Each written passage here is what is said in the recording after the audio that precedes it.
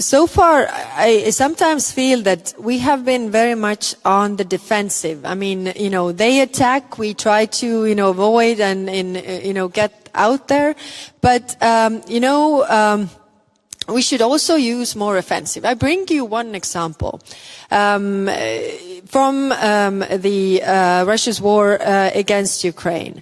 What I said, fighting lies with truth, and how to be more offensive to get the truth out there. One thing, the casualty rate that the Russians have.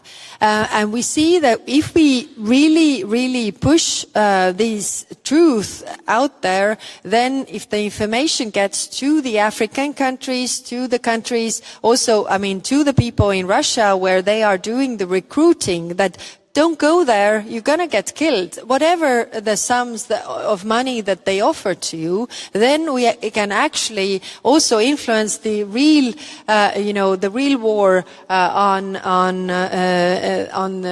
in Ukraine with countering lies with truth.